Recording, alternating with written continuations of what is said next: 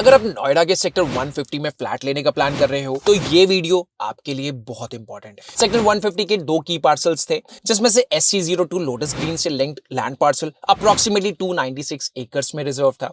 SC02 के लिए ये लैंड साइज 224 एकर्स का था। इसका डेवलपर था लॉजिक्स ग्रुप एंड ओरिजिनली जिन दो डेवलपर्स को लैंड अलॉट किया गया था उन्होंने पूरे लैंड को surprisingly 70 plus developers and projects में सब डिवाइड किया, जो कि ओरिजिनल प्लान से थोड़ा नहीं पूरा डेविएशन था। Late November 2025 Supreme Court of India की 2 जज बेंच ने जस्टिस सूर्यकांत, जस्टिस दीपांकर दत्ता ने नोएडा स्पोर्ट्स सिटी मैटर पर डिटेल्ड डायरेक्शंस इशू की। डीम्ड ओसी को एक्सप्लिसिटली रिजेक्ट किया गया। बिना पेमेंट कोई रजिस्ट्री कंसीडर नहीं होगी। गॉडरेज नेस्ट के लिए आए रीसेंट जजमेंट को लेकर भी काफी कंफ्यूजन रहता है मार्केट में। अगर आप सेक्टर 150 स्पोर्ट्स सिटी के बायर हो तो सिर्फ 4 चीजें ही देखिए।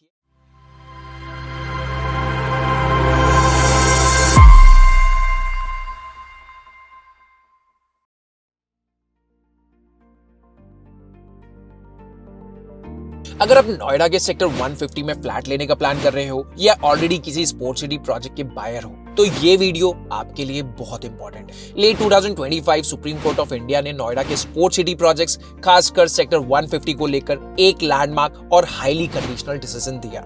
जनवरी 2026 से इस डिसीजन का इंप्लीमेंटेशन फेज स्टार्ट होना है, लेकिन सिर्फ अथॉरिटी नोटिफिकेशंस और कंप्लायंस के बेसिस पर। इस वीडियो में हम पूरा मैटर रिपीट नहीं करेंगे क्योंकि हमने 2024 में इसकी सुपर डिटेल केस स्टडी हमारे चैनल पर अपलोड की थी। So you must go and watch that video after this one and trust us, you won't regret। और इस वीडियो में हम सिर्फ score decisions plus verified facts पे ही बात करेंगे।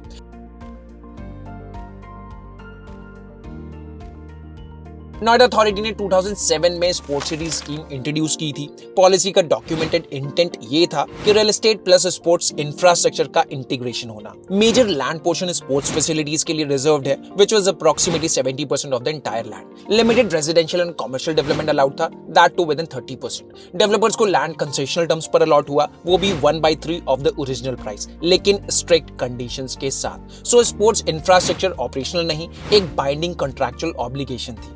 सेक्टर 150 के दो की पार्सल्स थे, जिसमें से SC02 लोटस ग्रीन से linked land parcel approximately 296 acres में रिजर्व था। SC02 के लिए ये लैंड साइज 224 एकर्स का था। इसका डेवलपर था logics group.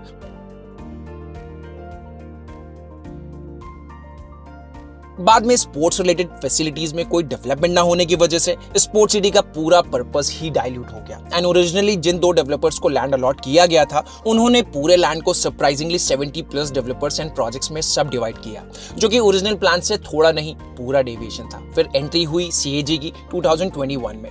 Controller and auditor general of India ने अपनी रिपोर्ट्स में ये हाईलाइट किया, स्पोर्ट्स इंफ्रास्ट्रक्चर ऑब्लिगेशन का नॉन एग्जीक्यूशन, पॉलिसी कंडीशंस का मटेरियल वायलेशन, सब लीजिंग और land use deviation, Noida authority को मल्टी थाउजेंड करोड़ रुपीस का फाइनेंशियल इंपैक्ट। इंपॉर्टेंट क्लैरिफिकेशन ये है कि CAG रिपोर्ट्स स्कैम डिक्लेयर नहीं करती, वो फाइनेंशियल इरेगुलरिटीज, गवर्नेंस फेलियर और पॉलिसी मिसयूज डॉक्यूमेंट करती हैं। इसी बैकग्राउंड में बायर कंप्लेंट्स एस्केलेट हुई, अथॉरिटी एक्शन स्टार्ट हुए, मैटर सुप्रीम कोर्ट तक गया।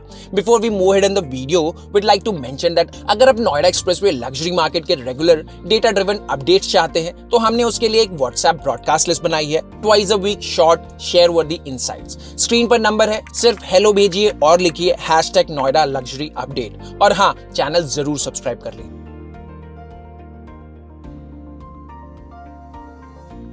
Late November 2025 Supreme Court of India की 2 जज बेंच ने जस्टिस सूर्यकांत, जस्टिस दीपांकर दत्ता ने नोएडा स्पोर्ट्स सिटी मैटर पर डिटेल्ड डायरेक्शंस इशू की।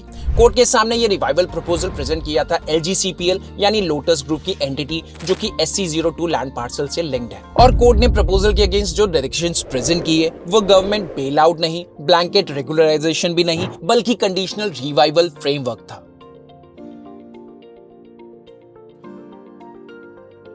रजिस्ट्री सिर्फ उन टार्स में होगी जहां वैलिड ऑक्यूपेंसी सर्टिफिकेट है। डीम्ड OC को एक्सप्लिसिटली रिजेक्ट किया गया।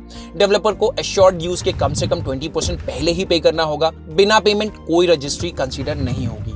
अनसोल्ड फ्लैट्स का एक डिफाइंड पोर्शन नोएडा अथॉरिटी के कंट्रोल में रहेगा। पर्पस, अगर डेवलपर डिफॉल्ट करे तो बायर्स का इंटरेस्ट प्रोटेक्टेड रहे। स्पोर्ट्स इंफ्रा ऑब्लिगेशन टर्मिनेट नहीं हुई, बल्कि revised authority approved master plan के अकॉर्डिंग इसे एग्जीक्यूट करना होगा। सिर्फ रेजिडेंशियल मोनेटाइजेशन अलाउड नहीं है। कोई ब्लैंकेट क्लियरेंस भी नहीं है। हर टार का OC, fire safety, structural clearance, dues compliance individually assess होगा।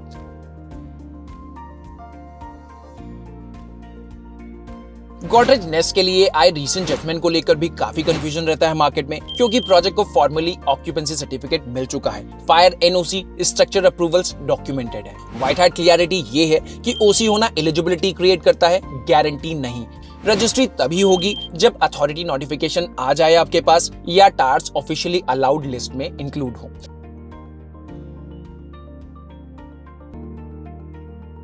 अगर आप सेक्टर 150 स्पोर्ट्स सिटी के बायर हो तो सिर्फ 4 चीजें ही देखिए: original occupancy certificate, Noida authority notification, tower name and compliance list, sports infra obligation master plan में कैसे डिफाइंड है, sales pitch, WhatsApp forwards, court ने ये बोल दिया, ऐसे क्लेम्स को रिजेक्ट कीजिए। सो ये सुप्रीम कोर्ट डिसीजन हेडलाइन नहीं, फ्रेमवर्क है। And thank you for watching White Hat Reality. See you in the next one. Till then, take care and goodbye.